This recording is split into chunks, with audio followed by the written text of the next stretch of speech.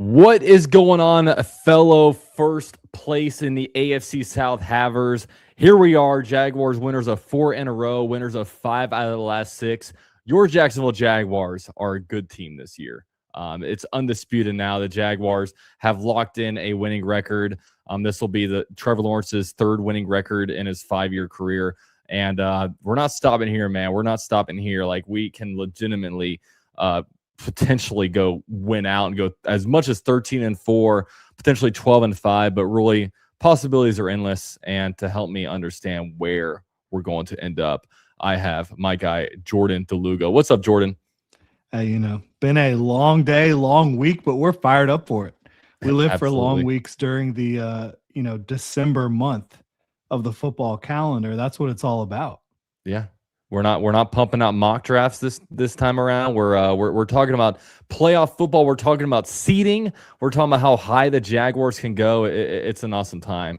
So I also got to bring in my guy. Yeah, we also got to bring in my guy Jason from Jaguars United. What's up, man? I'm a little pissed, to be honest. You're pissed? Should be. I haven't gotten my mail in like 2 days, and I don't know what Jordan's been doing, but he hasn't been dropping the mail off on his normal route. So, what's the backstory on that? I mean, Jordan's it's a great inside joke that no one knows what you're talking about. Great inside joke. Listen, I got to pay my bills, Jordan. If you don't drop my utility bills in my mailbox, I can't pay them. Yeah, there we go. You need to switch to that electronic.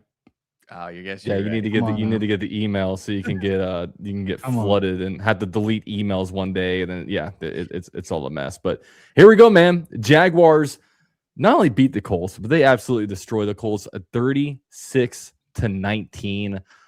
This game was really never in doubt. The Jaguars put them down early. I mean, winning 28-7 at halftime, and then just kind of sitting on the ball in the second half. The win streak continues. It's literally a house of horrors for the Indianapolis Colts here. They, no matter how good or how bad they are, they always lose to Jacksonville. This time around, not something we're gonna, flex about or anything, but Daniel Jones unfortunately tore his Achilles here. It's never honestly a good time for the Colts to come to Jacksonville. So nevertheless, both of you guys were at this game. I gotta ask you guys, man, how was it? We can start with Jason, man. How was the whole experience there on Sunday? It was good. I did not dress appropriately for the rain. I gotta give Jordan credit for that. He did. I did not. I tried to tough guy it out, wearing a short sleeve jacket, no hood. I wanted to be the tough guy, and paying the price now. I've had a cold the last 3 days or since the Jags game. Felt it come on Sunday night, but I would do it 10 times out of 10 for how much fun that game was. Even though it was raining, it was one of the best games to watch from start to finish. The Jags just executed. Besides some penalties here and there wasn't a lot of mistakes from the team, maybe one fumble from Tootin, but not too many mistakes. The D-line looked good, and my favorite thing of all was even though the Jags run defense was always the number one, I wasn't a believer. I just didn't believe it. But after this game, this rush defense is legit. Teams are now all right, we're not even going to run the ball anymore. We're just going to pass the ball all the time. And the Matt Dickerson comes out to play, and it was just amazing to see. I had a great time in the game, and I'm really pumped about this defense. Let's hear Jordan. Yeah, I mean, I think that I echo pretty much everything Jason said there, outside of not being prepared. I was very prepared. You see, Jason, when you have a wife, you'll always be prepared for the weather conditions. They make sure, because trust me, pre-wife, my wife just like Jason was not in Jacksonville. I got myself prepared for this. She was but I heard enjoying herself. I heard there was some in-laws involved. So there's kind of she had nothing to do with that. I saw them out on my own. We're hanging out on Saturday, having a good time, watching some football. Well, there you go. Watching Georgia beat down Alabama. Jeez. Yeah, it's always nice. We let all these new teams into the SEC, and we still have Georgia, Alabama on the SEC championship. But I digress. Yeah. Hey, if you're a Gator fan, you could always go hire the Michigan coach. He seems like a stand-up guy. Yeah. Totally. Let's go Tulane. Let's go Louisiana Pipeline. No, you didn't see the news about the Michigan coach who's got fired? No, what happened? Great guy. It was today? Google it. Google. I'll Google it. We'll Google it post show. Don't do it. It's not good. All right. Sorry, Jordan. Go ahead. Go ahead. Jags football. How about it? 9-4. Everything right there in front of you. Colts. Jeez. I mean, Grandpa Phil hanging out. Oh gosh. That's a bad situation, man. That's a bad situation over there. Good Lord. I mean, if I were Phil Rivers, I mean, if you look at that upcoming schedule, yeah, why do you want any part of this team? He's going to get broken in half. They got to have a tight end chip every single play for him. I mean, I don't know. Ball. Dude loves ball. He's a ball player. That's for damn sure. Football guy. But yeah, watching that game, I mean, obviously the numbers weren't quite as good as they could have been because of the weather. Jason and I were out there. It wasn't like a monsoon, right? But it was raining the whole game. Yeah. And it wasn't just like a drizzle, like it was raining. Yeah. It was legit raining. And so cold. And cold. Yeah, it was a little typical chilly. December game. Typical December game. I remember I kept checking the Doppler radar. I'm like, yeah, this thing ain't gonna stop, man. It was just all this green moving Jacksonville's way. It was insane. It really was. Yeah, and so for the whole offense, even though there were mistakes offensively, for the whole offense to execute the way they did, despite that, was pretty damn impressive. For the defense to not really let Jonathan Taylor get loose in any way, shape, or form, despite the field being in great shape. Shout out to the grounds crew. That's fair. I mean, you never notice it until it's in bad shape. Yeah. That was as impressive as a performance as I've seen from the Jaguars in a while. Yeah. And I know they beat the Chargers 35-6. Like, this side note, another impressive thing about the game, Shad Khan had his yacht, the Kismet, rolled up right there at the bank. You're coming over the bridge, and you're like, that thing is massive. The biggest boat I've ever seen in my life, like aircraft carrier size. Did you snap any pics of it? I snuck on it. Oh, you snuck on it? Yeah, wow. yeah. I was on there, Wow. You can say, hey, can I come in? I know a guy on this thing. I know a guy. I know Dalton. I know Dalton. Yeah, bring me on. We can all and we got a media guy. We can bring the media guy on here too. That's true. Yeah, I've not been invited on the ship yet. One day. Oh man, that would be badass. But I know with me, like this game, I mean, just the way the Jaguars came out, and even like I felt like the Jaguars were going to win, even well before Daniel Jones got hurt. It just, I don't know, the Jaguars were just working him, to be honest with you. I mean, outside the first drive where he punted, I mean, the offense was just clicking on all cylinders, and the Colts went into this game with, I think, a plan of, okay, we're going to stop the run and make Trevor Lawrence beat us. Trevor Lawrence was insane this game. Just some of his box score, it isn't crazy because, the completion percentage wasn't what it should have been, because honestly, some of his best throws came on incompletions because it was honestly just hard to catch the ball. I mean, you're throwing these balls on the line to receivers in the rain that aren't even wearing gloves. Because I guess I mean, there was some like Jacoby Myers dropped the ball, like he doesn't drop those, and I think Tim Patrick had another one in the end zone where in a normal weather, Britton dropped one too. Catching those, yeah. And then Trevor also missed a throw early, but I think those are the 4 throws where it's like there was some sort of execution error. Everything else, it was like, oh, that was pretty damn good. Yeah. When you see all the guys like not wearing gloves, like you kind of give them a pass. Like you're like, all right, this isn't. I mean, it's so weird seeing everyone out there without gloves on, but it's like, all right, Jacoby, you're okay. Like Tim Patrick, he made up for his drop at least in his false start, but on the same drive. Yeah, and even both of those mistakes he made up for on the same drive. Like Tootin's been pretty good, and he had the fumbling moniker coming into the league, and then fumbled, and even that fumble, you're like, nah, it's okay because it was pretty wet conditions. Yeah, and I just hope we got the fumble out of the way, because I know a couple shows ago we talked about no fumbles by running backs. It's happened now, so I hope now that's out of the way where we can kind of keep it clean going forward. But it's insane that, because I think the NFL, it's all about teams like when you get hot, like when are you hitting your peak? Like we felt like the Colts was definitely probably early on.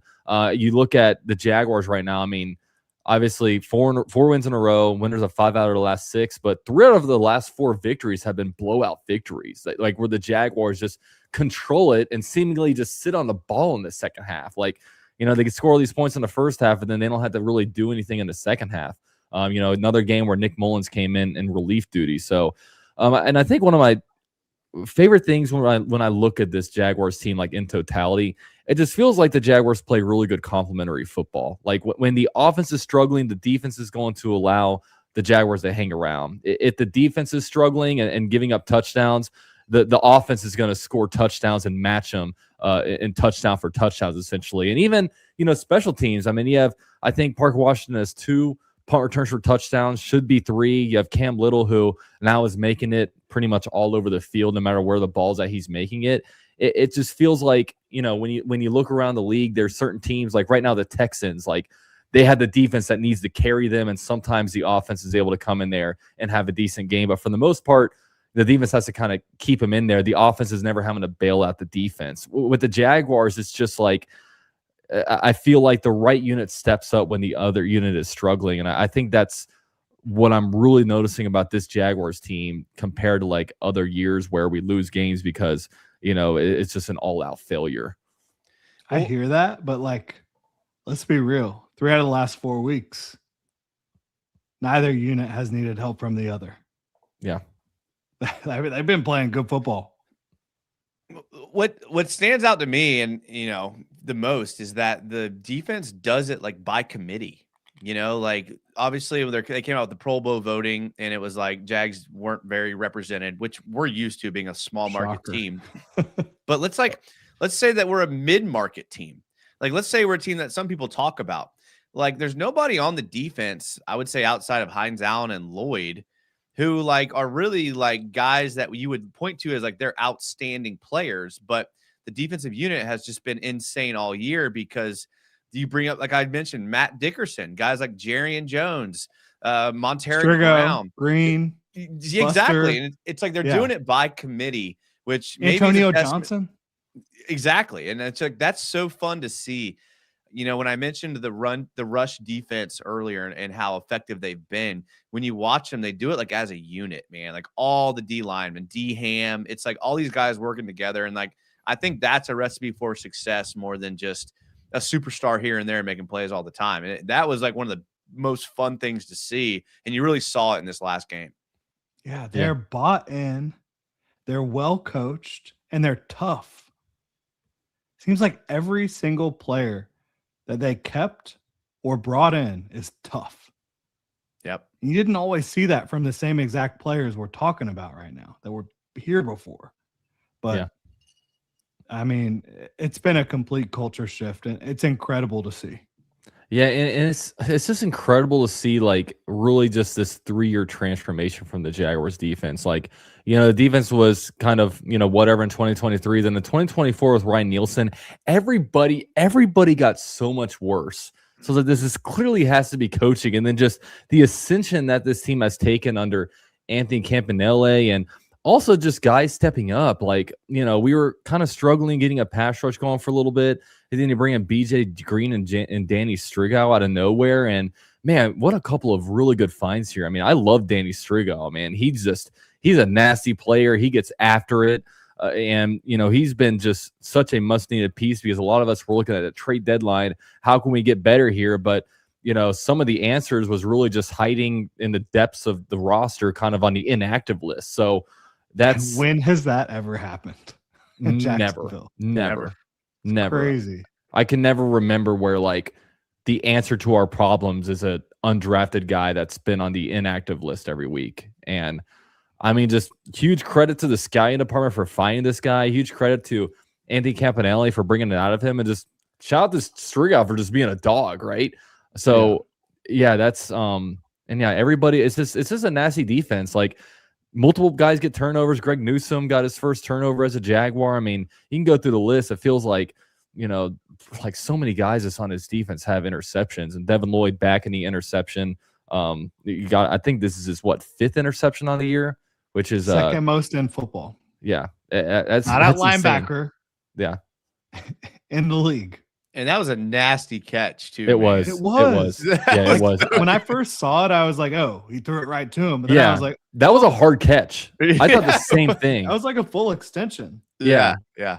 No, man, it'd be like, it's like throwing a ball to somebody 6 feet away from you and having them I mean, it wasn't like a little lollipop right in his chest. It was nasty. And I mean, just flipped the game and the Jaguars got the ball right there and obviously scored on a beautiful Trevor Lawrence to Jacoby Meyer touchdown pass. So defense is nasty. I mean, and Trevor Lawrence he's hitting his stride right now, man. And this is what I've been waiting for. I'm like, at some point, the game is going to slow down for Trevor Lawrence. At some point, he's going to just get a full wrap on this offense. And, you can go back to, September, October, some of the issues going on where, like the play clock is winding down and he's not seeing it. We're doing unforced timeouts due to the play clock stuff. Just guys lining up in the wrong spot, him throwing to the wrong player, miscommunications. But now it seems like everybody is just on the same page and he hasn't made as many like WTF throws that he's made in the past. And now really it just feels like he's playing with so much more confidence. It feels like Jacoby Myers has probably helped that. Jacoby Myers bringing him in. It's probably helped Brian Thomas Jr. kind of get some of the attention taken off of him.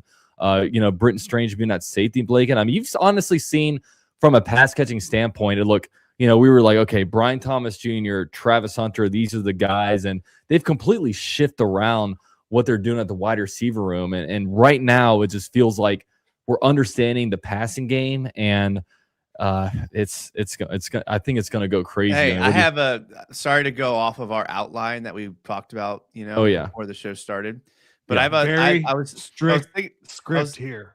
Yeah, we're at the 17-minute mark. I was thinking about this question on the way home from work today, and I was like, I got to ask you guys live on air. Okay. Go down with me on this hypothetical. Okay. Oh boy. Trevor Lawrence does not get a contract extension last year from Trent Baalke. He's in the 5th year of his deal right now. What is it looking like right now? Contract wise, does he hit free agency? What's it looking like right now if the Jags don't extend Trevor Lawrence last year? I mean, at the very least, you franchise tag him. You're not letting him walk. But I'd imagine they'd want to work out a new deal. But, I mean, what do you think, Jordan? Is it the same amount of money or is it less? Is it more? Oh, it's probably more just by the nature of year-to-year contracts, right? Percentage of the cap, is it more? Because that's like probably a better way to put it than just the actual raw dollar amount. Of course. Yeah, we're all thinking that. But I think right now, Liam Cohen would be like, yeah, sign me the hell up. Would he have said that a month ago? He might have been a little bit more like, let's wait and see. I think that's where every Jaguars fan on the planet was outside of like me. But all of our Club Jaguar shows all year would be completely different. They'd be just overrun by what do we do with Trevor Lawrence's contract? And you live game by game. Like things would be completely different had that extension not been signed last year. It was my thought. Yeah. I think you're right about that. And because there could have been a debate about like, do you make that contract extension?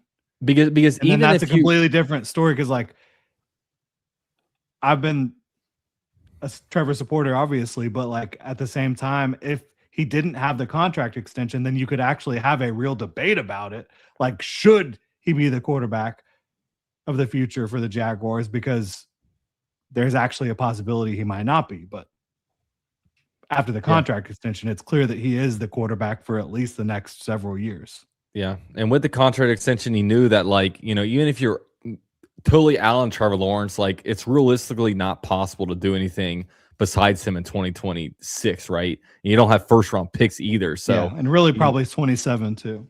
Yeah. Yeah. And probably 27 too. So we're kind of operating in the sense of like also first year in the Liam Cohen's regime. I think, I would think at least some of the rational people that maybe were out on Trevor Lawrence a little bit kind of understood that it's going to be a multi-year thing. But it's nice that it feels like him and Liam Cohen are kind of meeting in the middle on their different football minds. And it's coming at honestly a perfect time where we're in December. We're at the very least, and I don't know. AFC South isn't a lock right now, but I mean, I think playoffs are a virtual lock. Just, you have 4 games left. I think if you go 2-2, I mean, if you're 2-2, you're 11-6. That's probably good enough to get you in. But regardless, you're going to get into the playoffs, I think, somehow. So you're playing some good football right now. And I mean, the way Trevor Lawrence is playing, it's going to be hard we're not going to be an easy out for any AFC team. We're going to have to be taken seriously. That's for sure. Yeah, I mean, I agree with you the way Trevor's playing, but football is a team sport, as we all know, and Trevor has needed reliable players around him. And I think one of the biggest things over the last month, outside of Jacoby Myers, outside of Britton Strange, and all these guys at the receiver position stepping up,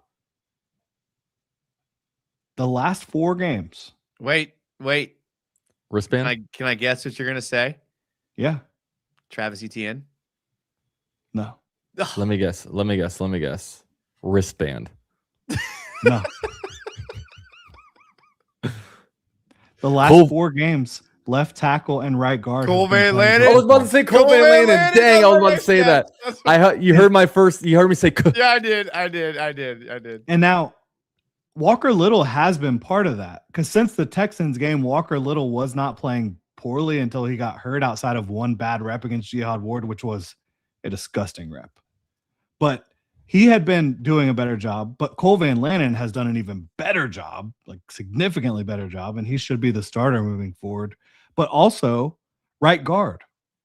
When Patrick McCary has been healthy over the last 4 weeks, he's done a better job than he was doing earlier in the year, and so has Cole Van Lannon, and so has Wyatt Milam when they've been in the game.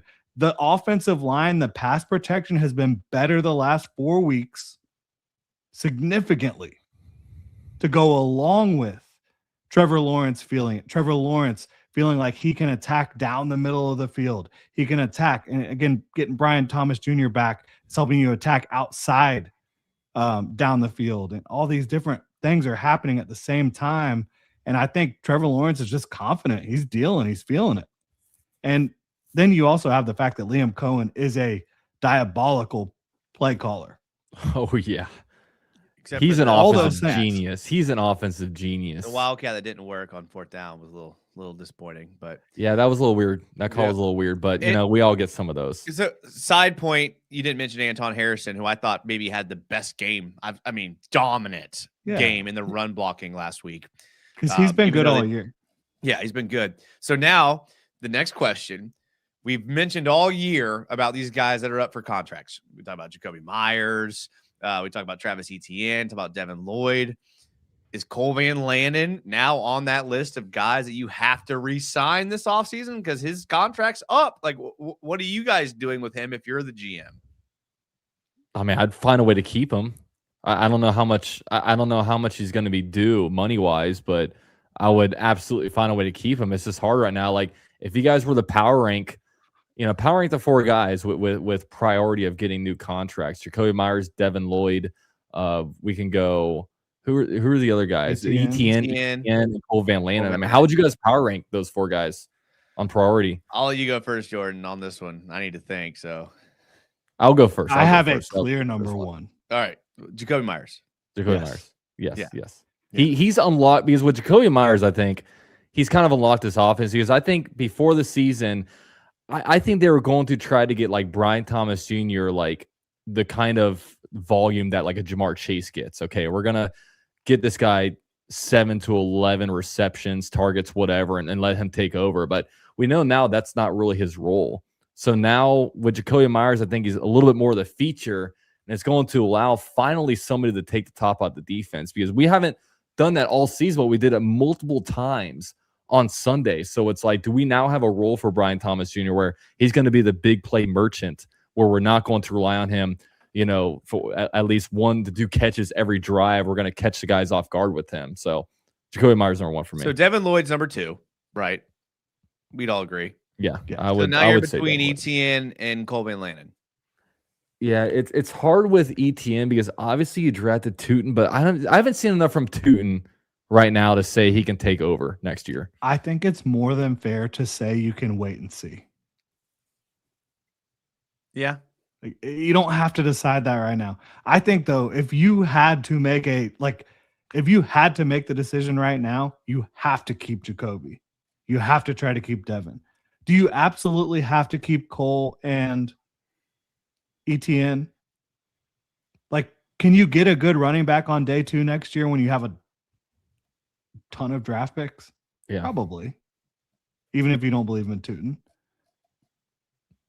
I mean, and how much will Cole Van Lannon cost? I mean, that's an interesting one because the Jaguars played Walker Little $15 million last year. Cole Van Lannon just doesn't have the same name recognition and all. Like, I feel like he would be cheaper than that to keep. Yeah, and I feel like, I don't know that. I don't know. Yeah, what do I you just think, can't. Jason? I'm looking now. I'm actually looking at who are guys on the roster that you could cut next year. And a lot. Yeah, it's not a lot, to be honest. Like, are we comfortable cutting Eric Armstead right now? Like, he's actually been better this year. I mean, it doesn't help much. Yeah, unless you do the post June 1, and then that doesn't help you in free agency. That just helps you like clear cap space and sign your draft picks and all that stuff later on. Yeah, and it's not like you're cutting this guy with this huge cap hit that's not doing anything for you. I mean, he's, there was a reason why we're at the trade deadline, maybe looking for a defensive tackle, right?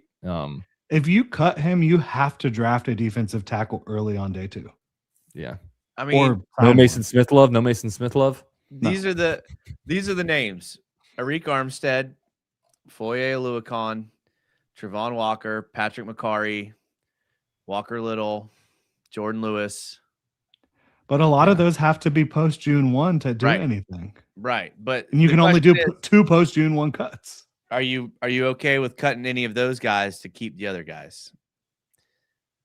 No, what I would be doing is restructuring, adding void years to probably Trevor, Josh. You re-sign Trayvon, or not re-sign, but extend Trayvon, and that can reduce his cap hit. I mean, you've got to get creative. Bottom line.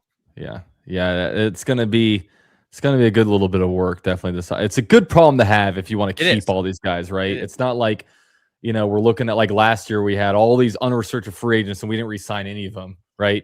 We had Gabe Davis and we're gonna eat money in order to get rid of Gabe Davis. We're not in that situation right now. So, but at the same time, this might be an offseason conversation, right? We're in a Super Bowl run right now, guys. We're in a Super Bowl run. Want to get there a few super chats. Shout out to Big Jags fan. Says, how come Trevor is the best quarterback in the division and that's not changing for years? Devin is getting paid. Myers is getting paid. ETN getting paid. So Big Jags fan chiming in. Yeah. I mean, I don't know. And the thing is, like, Devin Lloyd's going to get a good amount of money. But Jacoby Myers, I mean, is he really going to garner a lot of money? I think, what is he, 30 years old right now? Like, he's 29, I think. 29, yeah. So it's not like, it's not like he's T. Higgins, right? Entering at the end of his rookie deal. So it's, it's affordable. High teens to 20. Yeah. ETN's a running back. I love it's a love-hate with ETN. As you all know, like, he followed me on Twitter, then he unfollowed me. What an asshole. Good. Yeah. Good for him, dude. What happened? The same thing. I might do the same thing. What happened was he followed me, and then I made a tweet about I hope which probably a cold take now. I'm like, yeah, I hope the Texans overpay for a running back in free agency and Saquon Barkley. And then he quote tweeted me saying, "Dog, you're tripping," or something like that. And then he unfollowed me. So, but you wanted the Texans to sign Saquon Barkley? Yeah, I was kind of I just kind of like the troll Texans. Maybe that's why he said you're tripping. Yeah, I mean, you were tripping. Yeah, maybe that's why. I fire some takes away, and I don't hide from them. I can admit that I'm not the best football guy. Part. Maybe it was the Saquon Barkley part where he was like, I don't want this guy in our division. Yeah, but at the same time, don't the Texans kind of have that Giants O-line? So he wouldn't be the same guy as the Eagles, right? So that's my excuse. It was a good take. I think that's a fair take. Like, he wouldn't have had the season he had last year in Houston. Yeah. But yeah, exactly. Still, like, you don't want him in your division. No. It's It's a good take. It's a good take. We'll leave it at that. Just ask Jarian Jones about Just that. keep saying it. It'll make it true. Yeah, I'm just gonna keep saying it, and maybe he'll follow me back. This is on X right now, so maybe he's watching this. Who knows? Yeah. Who's the worst when it comes to talking about Trevor Lawrence in the media? Richard Sherman, Cam Newton, or LaShawn McCoy? I'm surprised my name wasn't in I was about to say I was Jordan DeLugo. Oh yeah, my vote. Freaking, he's a hater, man. Yeah, he's a hater. Ever since he got that media pass, I'm telling you. I mean, probably Richard Sherman. I don't know if Cam Newton really hates on him. LaShawn McCoy, is he still talking? I don't know. I haven't heard a thing any of them have said. I've heard, or I shouldn't say I've heard. I have seen people say what Richard Sherman has said and say what LaShawn McCoy has said. But who cares? I mean, yeah, I don't care really. You care. Tekken cares. He is contributing to the show, and we appreciate that. Who's the worst? I don't know, but I do know that some of the crap I have seen said by Richard Sherman and LaShawn McCoy, it's just nonsense. Yeah. And I haven't seen Richard Sherman say a thing in like 2 months. Yeah. And I think the difference is a lot of times I really don't care what national media says about us, but we all kind of have like a voice out here. We all have platforms, and I think some of the viewers don't necessarily have that, so they get a little frustrated that they can't just voice it out there. So that's why we have guys like Tekken over here. We're gonna spew the good gospel, okay? Well, the thing is, my thing too is, sorry, you go ahead, Jason. I was just gonna say the thing that like is the truth is that like those guys don't watch our games. Like, yeah, no, they don't. Like, not only do we watch the games, we like rewatch them like multiple times. So, and we're as critical on Jags players as anybody is. If you watch this show for any amount of time, we've all had our turns being critical of certain players. We're not like all sunshine and rainbows, but we actually watch the games, and those guys don't watch the games. So I don't really like to even like give them any credence to what they say, because they just don't know what they're talking about when it comes to the Jags. Yeah, no, exactly. And I was critical of Trevor Lawrence earlier this year. I said he needed to play better. My issue was with people that said he cannot be your franchise quarterback. He needs to not be in Jacksonville. Yeah, or people saying we need to bench him for Nick Mullins. It's like, come on, guys. I got the same thing on the other end. I got Trevor hater, where I was just coming from the opposite view as Jordan, where it's like, I'm critical. I want him to play better, but people like to put people in a box, and that's and I think I was right in the middle. Yeah, and I think that you were like more open to just talking about different things potentially than I was. Right. Because I was just like, no, I mean, he is your starting quarterback. He's going to be your starting quarterback. There's no point in thinking about it otherwise. Yeah, no, I agree. What's it called? That one guy says, "Don't bought that jacket from Fillmore Slim." Yeah, I bought this jacket for the show last year. Then we just sucked, and I'm like, you know what? I'm putting it back on this year because we're all by ourselves in first place in the AFC South. Okay, so special occasion jacket. Great, jacket. Great hat. Yeah, You're crushing it. Oh yeah, I'm crushing it. It's throwback week. So all right. it's just a clean look. It's just a clean look. We got Tekken saying Ryan Clark also talked some crap about the Jags. Yeah, don't worry about it. Don't worry about it. I do know Ryan Clark doesn't know what he's talking about. They don't watch the games. game. Because I've actually seen some of the stuff he said. They're just hot. They're hot take guys, because like I could sit here and say Patrick Mahomes is the best quarterback in the NFL. How many likes is that going to get? Or I could say, I think the Chiefs should consider trading Mahomes if they don't make the playoffs. Then all of a sudden, how much traction that's going to get. So, these guys all make money from getting clicks. Yep. I get, so that's just what it is at the end of the day. Rando throws out the question, should we fear the Texans, Patriots, or Bills? How about we power rank them? I'd say that's fun. Honestly, I would say number one, the Texans, just because it's a divisional opponent and they have a nasty defense and no quarterbacks play good against that defense. And then number two, I would say, honestly, the Bills, because their best player plays quarterback, and that's Josh Allen. He can take over. And number three, the Patriots. It's no disrespect. The Patriots' best player doesn't play quarterback? That's true, but he doesn't have the postseason experience right now. So maybe that's a good thing. Yeah, it might be. But let me hear you, Jordan. What do you think? Patriots, Bills, Texans. I want to see the Texans on that other sideline again. Ooh, that would be fun. I would love to beat them down. I just fear losing. I think the Jags would be so freaking ready for that football game. Oh yeah, I really do. You know, you're talking me into it, Jordan. You're talking dirty to me, and I like it. And look, it's not like you want every single team you're going to play in the playoffs in the AFC is going to present problems. Yeah. It's not like it's like the Texans are some dream matchup. Yeah, they present problems, but I think the Patriots and Bills have better offenses. The Texans have a better defense. I mean, and I just would like to see part 3. What about you, Jason? I mean, this might be one of the only things we all three have different opinions on. I would go Texans, Patriots, Bills. Wow. I mean, I don't want to play the Texans again. I hate playing teams with good defenses. That's like I hate that. I just hate good defenses. I just hate it. They create turnovers, and turnovers will lose you games. I've always probably fair to say great defense. Great, exactly. Like great defense. Like turnovers. Them and the Broncos have great defenses. And I would rather play a good offense than a good defense any day of the week. So I got the Texans number 1. Patriots, you can't deny what they've done. Their schedule does get harder here at the end of the year. They play the Bills this week, right? Yeah. Yeah, that's a hell of a matchup. I'm excited for that one.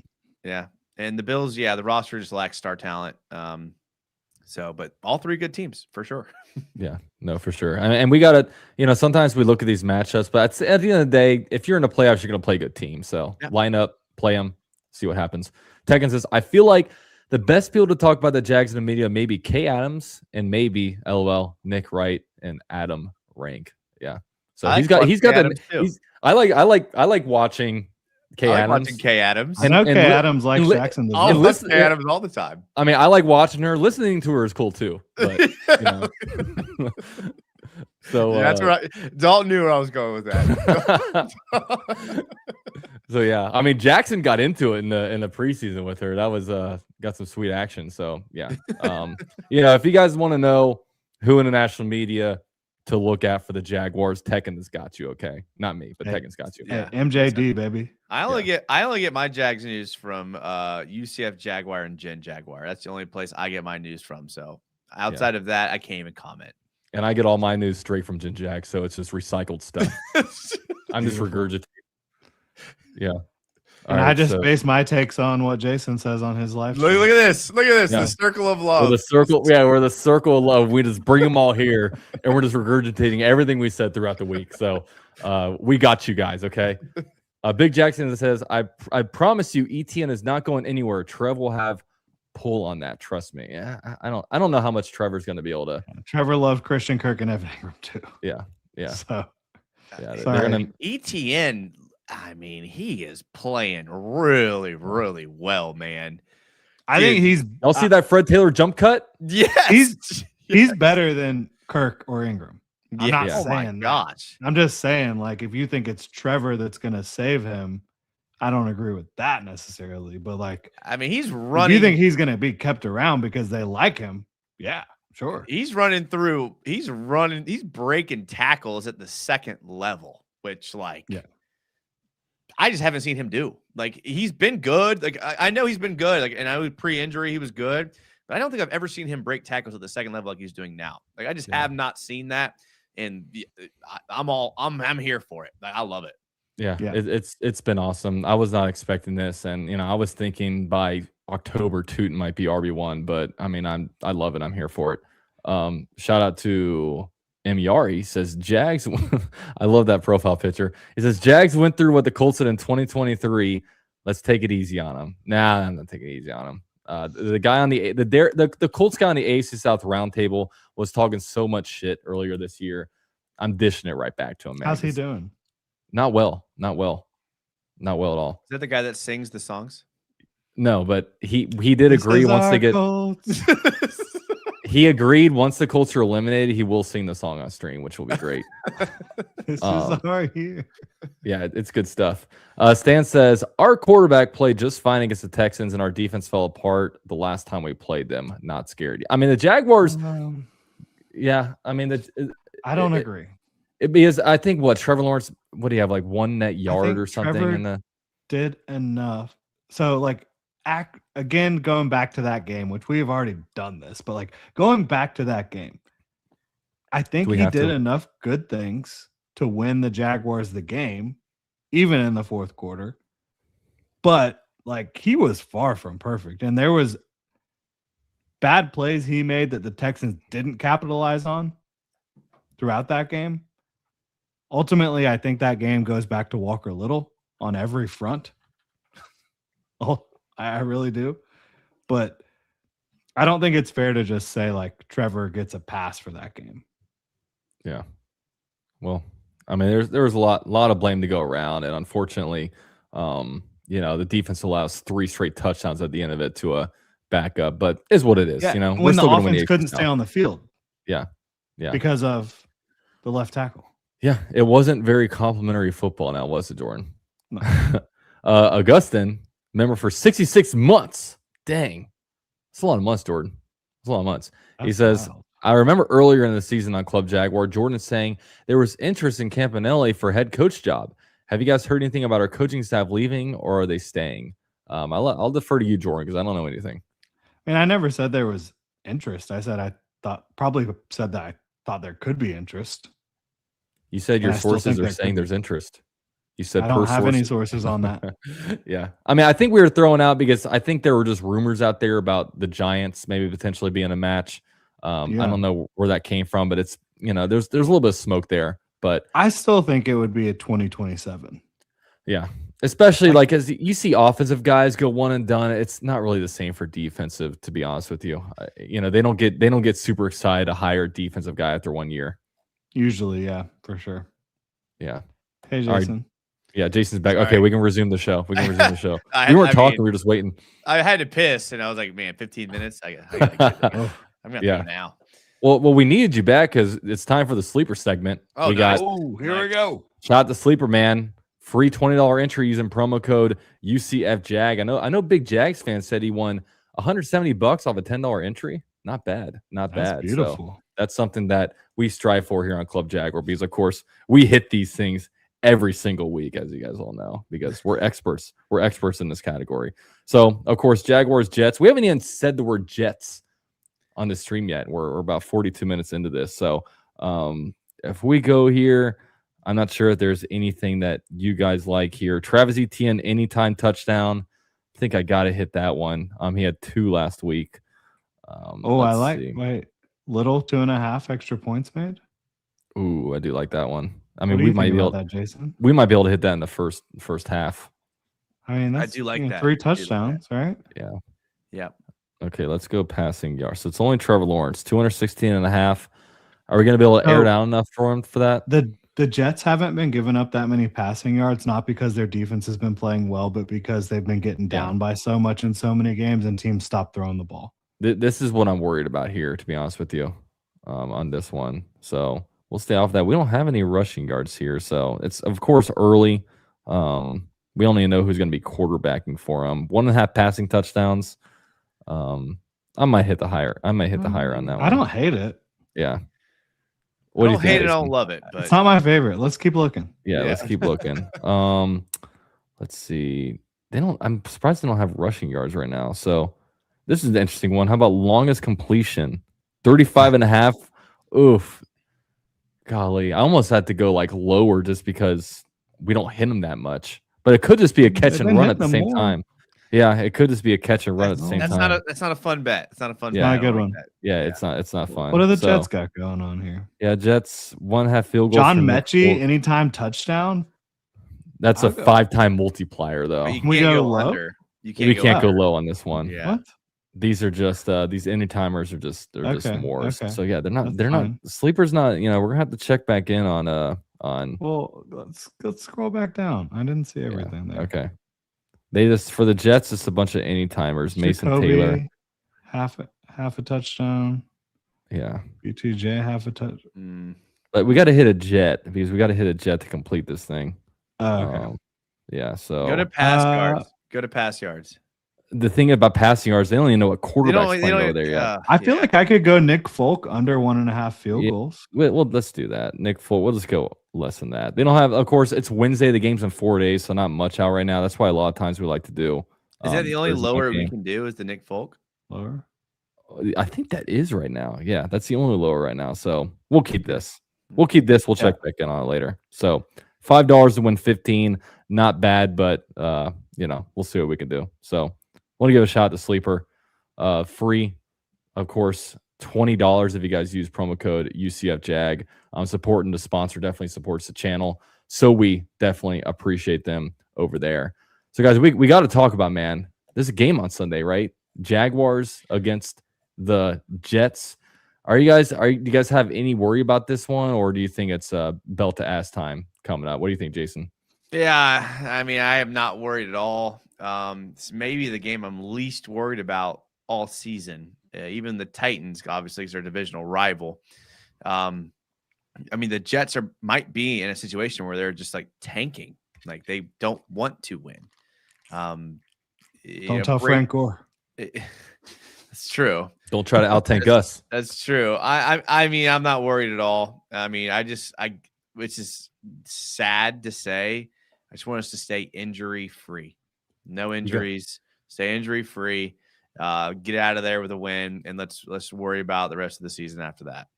You know, it's funny. People will tell me, don't overlook the Jets. I'm not overlooking them. I'm not playing against them. Right. I'm just saying what it is. They're not. But I guarantee you the players are not overlooking the Jets. Definitely not.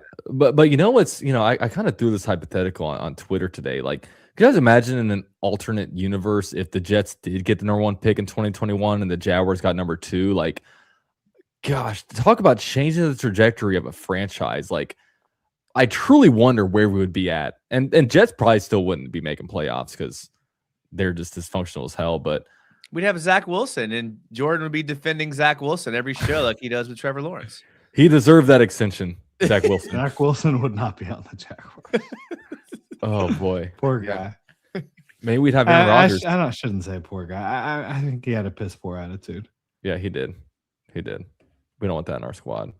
But anyways, Jets, anytime the Jags play, there's a little bit of nervousness, but yeah, the Jags should handle this. And I honestly do strongly believe in the coaching staff and their ability to make sure that the players do not overlook their opponents.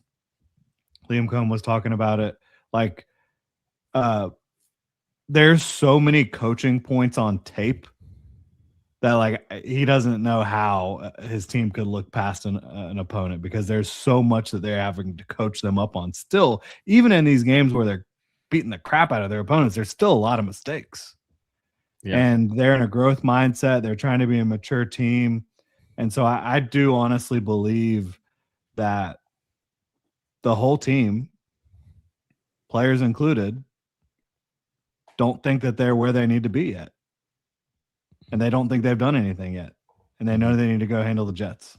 Yeah. And luckily, I think one thing going for them is the fact that they lost to the Jets last year. So I think some of them actually have some motivation to potentially beat them. But with this one, I'm not really worried at all. And to be honest with you, I had a lot of confidence going into the Colts game that we're going to be able to take care of business. And I think the Jets are kind of similar to the Titans. They have an offense that's a complete mess that sometimes just doesn't show up. They have a defense that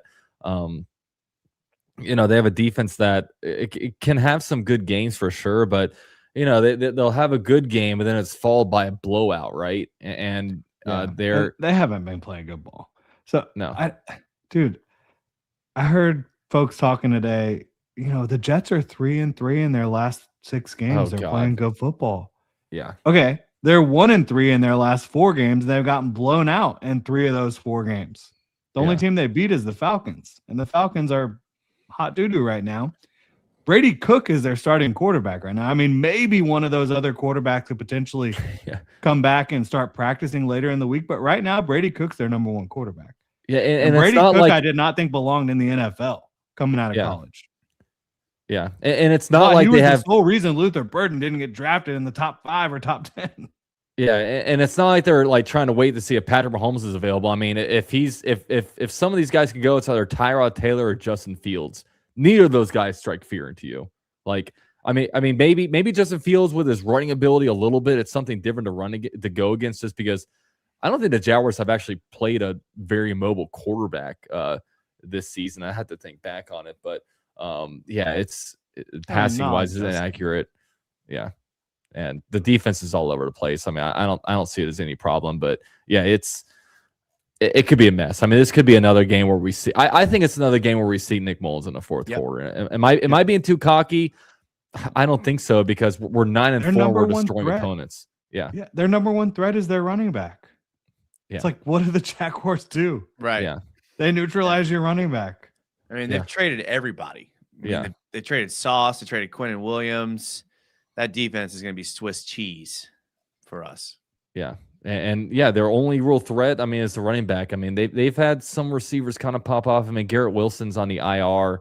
AD Mitchell had a decent game. Yeah, but it's still AD Mitchell, you know. I mean, he's fine, but I mean, he's a threat. He can beat you vertically, but you know, I mean, someone to look at for sure. But I don't know. I think Jaguar is gonna. I think it's gonna be easy W. And Jaguars. It doesn't matter what we think, as long as in the building, they are taking it very seriously. Oh yeah, they definitely got to take it seriously. Every game needs to be extremely serious, especially since, you know, every game, even though we're 9-4, every game's kind of a must win, because right now the Texans' schedule is pretty favorable. You know, they have, oh my gosh, they have Cardinals, Raiders, Chargers, and Colts. Like, the only real threat right now is the Chargers, and like, they're not even really that scary. So the Jaguars could be in a discount Uncle Phil.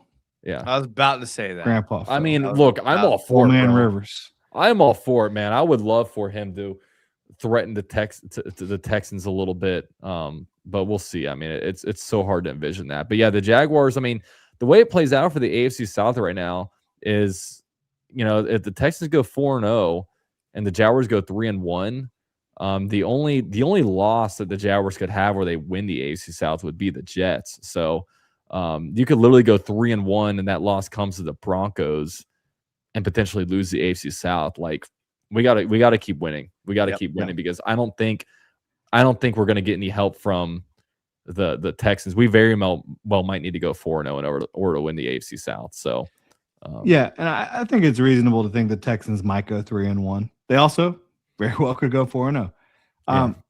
As much as the AFC South races, you know, you really got to worry about the Texans. Do the Broncos and the Patriots, they really got to worry about the Jaguars for playoff seeding? Yeah. Right now, the Broncos are in first place, and the Broncos play the Packers, the Jaguars, the Chiefs, and the Chargers. That is not an easy slate.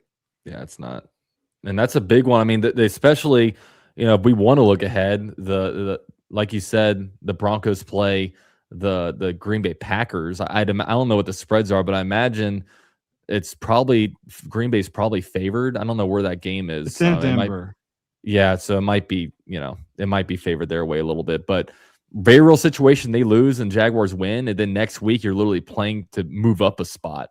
And really, the difference between 2 and 3 is so much different than 3 and 4, because if you're the number 2 seed, you're guaranteed a home game in a divisional round, no matter what happens around you, which is huge. It's huge. Yeah. Especially when you're looking at it, when the two teams above you, hypothetically right now, would be New England and Denver. I mean, it's going to be freezing over there. Yeah. So, and the Packers are favored by 2.5, by the way. Yeah. So can we just take a moment? We're talking about the Jags getting the 2, the 3, the 1 seed in the AFC. I mean, last year we we're talking about 2, 3, 1 pick, right? Yeah, exactly. We're talking about, can we still get Travis Hunter? Yeah. Yep. So the Patriots, they have a easier schedule, but they do play the Bills this weekend. Yep. Yeah. They play the Ravens, which got flexed, which is crazy. Yeah, it is crazy. And they play the Jets, which they should take care of business for sure. The Dolphins, though, are surging, and that's their final game. Surging. They're going to be trying to play spoiler. Yeah. And it is in New England, so that's not good for the Dolphins, but you never know. I think the 2 seed is very much on the table. I think that the 1 seed is a little bit more of a long shot, but it's possible. And I do think, regardless, because as much as intimidated as, you know, we have to play Denver, that's going to be a tough game. Like, it could also just be, honestly, just great experience for us to play a cold weather game in December against a really good team. and just see how we look against them because, I know I'm not really super impressed with the Broncos. I mean, they have a really good pass rush and they win games, which is, something that we've been trying to tell Jaguar fans, like when they complain after a win, it's like, look, guys, it's a win. We last year, all the one score games that we lost, and then we flipped it around. I mean, the good teams pull out with a victory. So it's going to be honestly awesome experience for our team, here in about 10 days to, really see what it's like in an atmosphere over there at 4:00. I know I'm looking forward to it. It's going to be a lot of fun. Well, yeah, and there's no reason to be scared of them. Well, I mean, they're good, but like, you're good. Big aspect, and I said this last week, is we're seeing a change in the NFL where it used to be like the best quarterbacked teams dominate. Now it's the best coached teams dominate. And that's what the Broncos have, is they have a really good coach, really good defense. So no, you don't want to be, you're never scared, but teams that are well coached, that's who's doing well right now. And the Jags are a well coached team. So they have just as good a shot as anybody.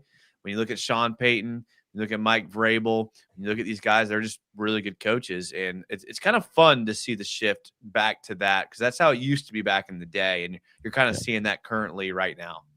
I mean, you make a good point. Like all three of those guys took over messes. Yeah. Messes. And now look at them. I mean, Sean Payton figured out the Russell Wilson thing, and Mike Vrabel year one after, the previous guy tried to clean up the Bill Belichick stuff. I mean, I'm just so glad we have Liam Cohen. Yeah. I mean, he's outstanding. Talk to a Buccaneers fan about Liam Cohen. They've been. It's been interesting reading their tweets this week, man. They're not happy that they kept Sleepy Bowles. That's for sure. Oh, it's been heartwarming. It has been. It's been heartwarming to see the Buccaneers. I'm not mad he left. I'm just mad at the way he left. Oh, I'm sorry. Yeah. I'm sorry, guys. Well, what was funnier is the ones that were just like, screw him. He sucks. Yeah. Get him out of here. We don't need him. Want him anyways. We don't need him. Yeah. Okay. Yeah. Okay. Yeah. I'm sure. I've seen a lot of fired up Todd Bowles locker rooms. That's for sure. Honestly, just seeing the videos of him in a locker room, it's just so much. And even just the sidelines, like, he shows so much passion on the sidelines, and it's not like he's in a situation where it's like, we see in the past, we have kind of, we have a Doug Marrone, some guys that are a little more passive. They're like, I want to see them yell at players. It's like Liam Cohen is super fiery, but it's not like he's sitting there getting in people's faces. Right. He's just, he's energetic, and I love the coaches that are in the play sheet when they're on the sides. It's I love Liam Cohen knows how to connect with people, and talk to them. Yeah, be fired up, but also like be respectful, and know how to reach different types of people. It's a like just complete 180 from some of the things you've seen around here. Yeah. It really is. Shout out to Tekken. He says, do you still talk to Jet Central these days? Heck yeah, I do. It's going down on Sunday. See, I got hit up by Jet Central. I got hit up by a couple of like Jets guys this week for like collabs. I'm just like, why? Why do you guys want to do a collab? Like, because I remember when last year, I'm like, I could give a crap about this game next week because we're 2-10, But I just think it's kind of funny. Shout out to Stan. He says the entire team is just settling into this new regime. Next year, we will feast. And this is one warning. I gave this warning yesterday. When the Jaguars make the playoffs, take advantage this year. Yep. Nothing is guaranteed next year. And this is the biggest thing. When we go into off-season mode, this is the biggest thing we got to talk about, because the Jaguars have had these seasons before, right? We've been terrible. And then we go to the playoffs. We even win a playoff game. And then what we do the next year, we fall right flat on our faces, and we don't make it back in. That's going to be the big thing now, is do it again, and then do it a third year in a row. Yeah. And you never know why these things might happen. Yeah. There's different reasons they could happen. I mean, it doesn't happen the next year. But I agree with you completely. Like, it's not like, oh, we're here. Yeah. We've arrived. House money, It's like, you got to go win right now. Yeah. You played 17 games to get in this moment, 17 hard-fought games. Go take over. Go win. Go as far as you can, because you never know next year. I mean, we even look at the why haven't the Bengals been back? Well, the Bengals, you can go through a long list of stuff why they haven't been back to the Super Bowl. And they all thought, a bunch of Bengals fans thought they'd arrived, that they're going to be back competing year after year, and it just hasn't happened. So same with the Commanders. Commanders, it's all Texans. You could look all over the place. Yeah. So take advantage, man. Especially, hopefully the health bill stays good, but take advantage, win games, get a better game plan. There's no super scary team in the AFC this year. Like, if you're in the NFC, I think NFC is a lot tougher, but we're in the AFC, and I think we're in the conference where I'd rather be in right now for a playoff run. So let's take advantage. Stan also has one. Also, Liam is fighting for the team every time I was screaming, challenge it. He challenged it. He's winning over the team and the entire city. Yeah. So keep yelling challenge, because Stan, you're helping us win these challenges, man. So there was one of the fumbles. I think it was the Tootin fumble. Like all the angles they were showing us in the stadium, like his knee was down and they didn't challenge it. And I was like, what the heck? And then I was like, they must have had a different angle. Yeah, that's what I said too. I was telling everyone that. I was like, they had to have a different angle. Also, what do you guys think about the different because to be honest with you, I don't know if Greg Newsome intercepted it, and I don't know if Brian Thomas Jr. caught it. I think Brian Thomas Jr. caught it. Greg Newsome definitely should not have got that interception. And J.J. Watt was like up to his drawers yelling about it on the broadcast. When I read back and watched it, I was like, calm down, J.J. Like, relax. Like, terrible call. Terrible call. I was rewatching it on mute. I didn't even know who the announcers were. It was Ian Eagle and J.J. Watt. No, can we call him Ian Eagle? Right? Can we call him Ian Eagle? Because I hate Ian these Eagle. people that have these names. It's like, no, that's Ian. It's not Ian. It's you can't just you can't just Eagle, you're right. you can't just pretend to pronounce the name differently. But I digress. He's no Gus Johnson, but he's pretty good. Oh yeah. Yeah. Call of all time was the Mike Thomas Hail Mary. Greatest call of all time. Yeah. But Brian Thomas, dude, like I'm happy you were catching it, but just stop making it interesting. Okay. We don't need these challenges. That's all I gotta say. So with all that said, great show, guys. It's been a lot of fun. Jordan, I know you've been pumping out the content, man. Give us a little insight on what you got coming up. Game preview tomorrow. Who to root for, who to cheer for this weekend outside of the Jaguars. We've been doing that the last couple of weeks. That's been a lot of fun. Just kind of look around the schedule for the NFL. And so, yeah, we'll have all that good stuff, bold predictions, and Jags Jets 1 p.m. at the bank. Can't forget about Show out. By the way, Jordan, do you do TikTok at all? No. TikTok. You haven't seen his dances? You know who does dances? You know who does do TikTok? I do TikTok. 4 videos a week on TikTok. So guys, follow me. Follow me on TikTok at UCF_Jaguar. So we're gonna hit you on all platforms. Jason, I saw you had a fire stream last night doing film breakdowns. You had a little bit of a little special guest come in there. Make it all, I never know. I just love the winging it fashion. That's for sure. Like, you don't follow the script like we do for this show. When I send you guys, keep a very strict outline, which I appreciate. It keeps me, in line. But yeah, last night did a film breakdown of the Colts game. Probably we'll do one next Tuesday. Hopefully I can squeeze one in, but I never seem to. So yeah.